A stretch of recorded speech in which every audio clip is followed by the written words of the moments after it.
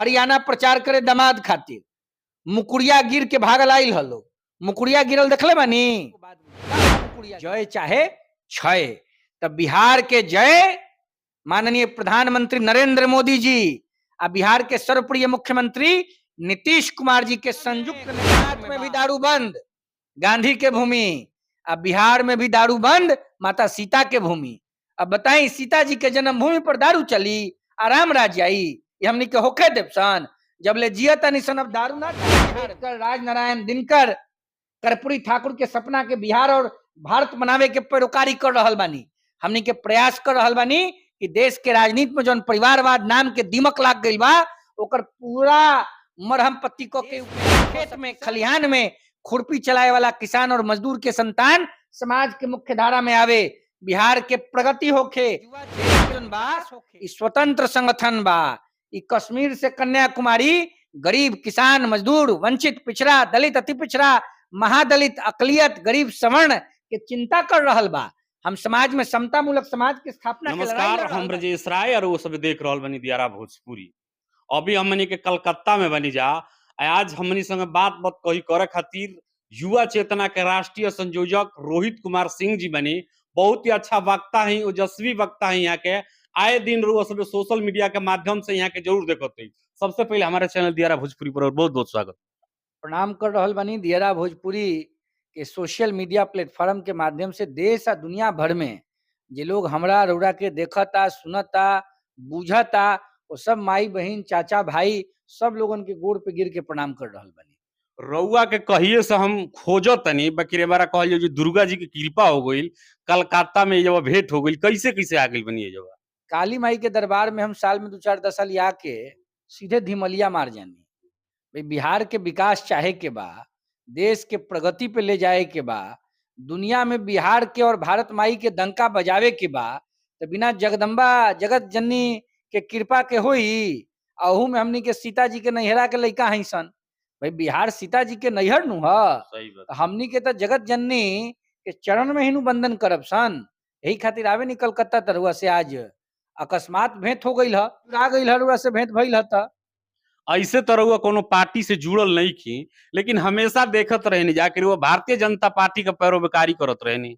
ऐसन बा, हमनी के मोदी जी के पैरोकारी में रहे निसन, भाजपा के पैरोकारी ऐसे करे निसन कि देश में एक गो दल बा राष्ट्रीय स्तर पर, जे देश के बचावे खातिर भारत के संस्कृति सभ्यता गांव गरीब किसान मजदूर नौजवान पिछड़ा दलित अति पिछड़ा हर वर्ग के लोगन के सुरक्षा के चिंता में दिन रात मशगूल बा।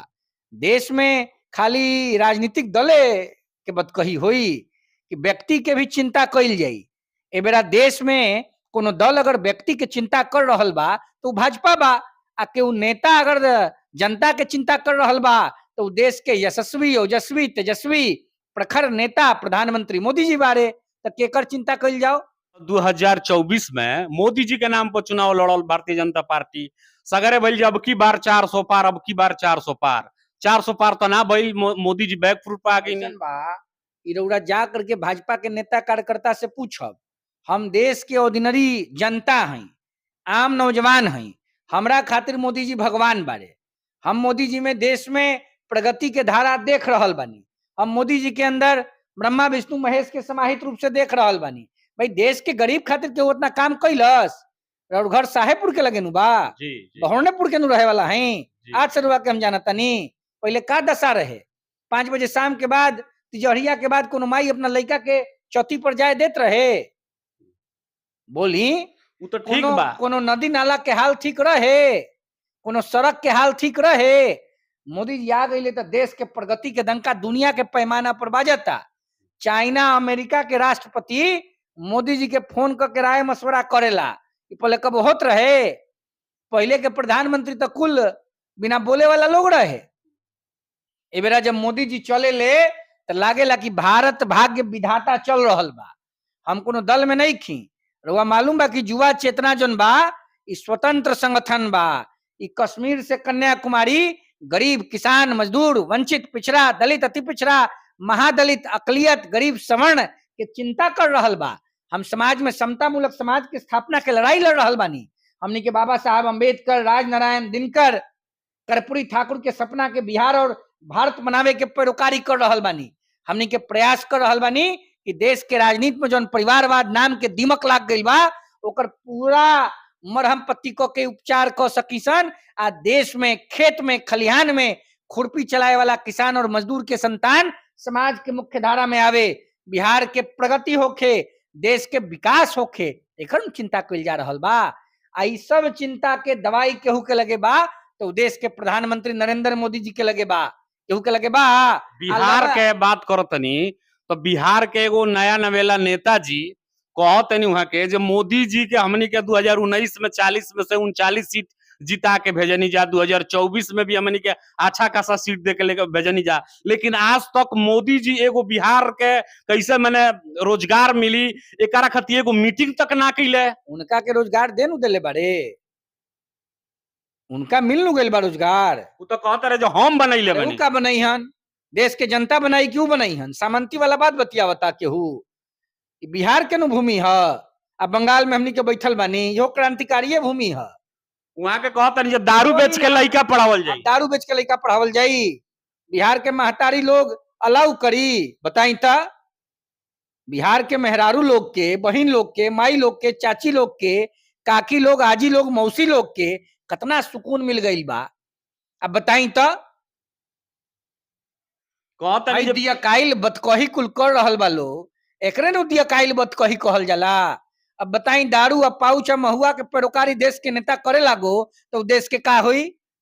वही से शिक्षा मिली। गुजरात में भी दारू बंद, गांधी के भूमि। अब बिहार में भी दारू बंद, माता सीता के भूमि। अब बताई सीता जी के जन्मभूमि पर दारू चली, आराम राज आई? ये हमनी के होखे देवसन जब ले जिया तनी सन अब दारू ना चली बिहार में।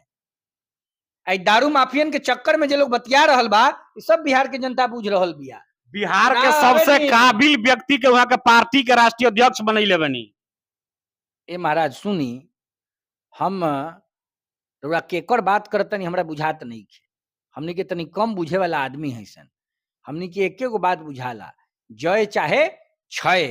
तब बिहार के जय माननीय प्रधानमंत्री नरेंद्र मोदी जी आ बिहार के सर्वप्रिय मुख्यमंत्री नीतीश कुमार जी के संयुक्त नेतृत्व में बा।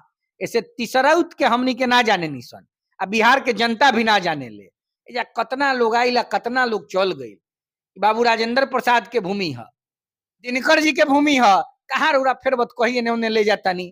चली ना बिहार के खेत खलिहान के बात करी, हई पर्चा छापे वाला लोगन के बतकही में हमनी के ना पड़ब सन। बिहार के विकास के बात करी, बिहार के प्रगति के बात करी। बिहार के राजकुमार के हाथ में नहीं जाए देवे के, बिहार के जंगल राज के संस्थापक के परिवार के हाथ में नहीं जाए देवे के, बिहार किडनैपिंग उद्योगन के संचालकन के हाथ में ना जाओ।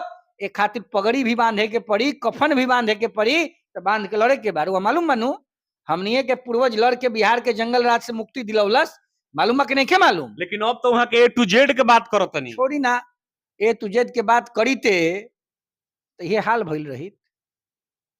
10 लाख युवा लोग रोजगार दे देनी मात्र 17 महीना में। उदले बारे और चैनल चलाता तो संपादक न्यूज तय करी आ कि स्ट्रिंगर न्यूज तय करी?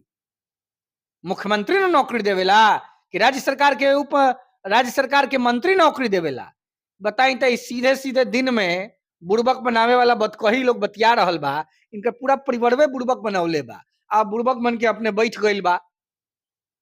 अब की पारी लालू जी के जौन लाल बारे राजकुमार बाबू तेजस्वी प्रसाद यादव राघोपुर से चुनाव हार जइहन, लिखित ले लिया स्टाम्प पर हमरा से, राघोपुर से चुनाव हार जइहन। कहता लो जो भाजपा के पहले तो नेते नहीं थे बिहार में, अभी फिर जाकर के भाजपा के लोगन से पूछब, हमरा से आम नागरिक के हैसियत से पूछब, तो इतना बढ़िया बढ़िया नेता एनडीए गठबंधन में बा, भाजपा में बा, हर जगह बा। आम नागरिक के हैसियत से तो हमरा भाजपा से नीमन, एनडीए से नीमन ना कोनो दल लौकेला, ना कोनो गठबंधन लौकेला। सब बढ़िया बढ़िया नेता तो एनिए बारे। कहता लो जो चाचा के का भरोसा बा, कब एने कब ओने। आपन देखस, आपन परिवार के देखस, परिवार के अलावा कुछ चिंता बा? चल गई रहे लोग हरियाणा प्रचार करे दामाद खातिर, मुकुड़िया गिर के भागल आइल हलो। मुकुड़िया गिरल देखले बानी? का होला मुकुड़िया गिरल? मुकुड़िया बाहर आ गइलो, सीधे बाहर आइए गइल बलो।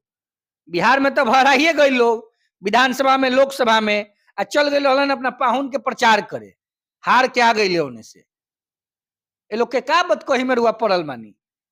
हमनी के भोजपुरिया माटी के सेवक हई सन, हमनी के लोग के बतकही में पड़े वाला हई सन। हमारे छपरा घर है गोपालगंज, लालू जी के घर, हमनी के नहीं जानत कौन विकास, कौन प्रगति या कौन जनता के भलाई कैले बारे। अपना घर परिवार ससुराल के अलावा लालू जी के कब फुर्सतों मिलल बा का। हम जनकपुर गई हैं, कासखिया अब मंगल गई हैं। अब लालू जी के परिवार के चक्कर में बिहार के भोला भाला जनता पड़े वाला बा।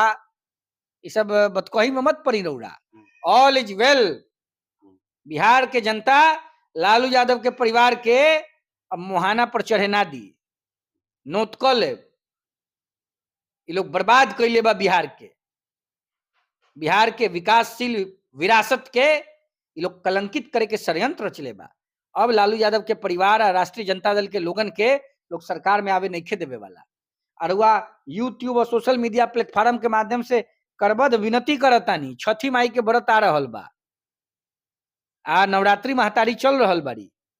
हमनी के एकजुट होके बिहार के विकास खातिर, देश के प्रगति खातिर, विश्व में भारत माता के डंका बाजत रहो एक खातिर एकदम एकजुट होके विनाशकारी लोगन के खिलाफ रहे के बा। एनडीए गठबंधन के साथे जाई, अब बिहार में चतुर्दिक विकास हुई। अब बिहार भारत माता के वैभव के बढ़ावे में अपन बहुत बहुत श्रमदान करी। आज हमनी संगे ओजस्वी प्रखर वक्ता युवा चेतना के राष्ट्रीय संयोजक रोहित कुमार सिंह जी रहनी है। बड़े ही बेबाकी से अपन बात रखनी है। रउआ सब के कैसन लागल है कमेंट्स करके जरूर बताई। अगर जो अभी तक हमारा चैनल दियारा भोजपुरी के फॉलो नहीं की, फॉलो कर ली। यूट्यूब पर देखत नहीं तो सब्सक्राइब कर दी। आ यही तरी देखत रही आपन बोली आपन माटी दियारा भोजपुरी खाटी। बहुत बहुत धन्यवाद।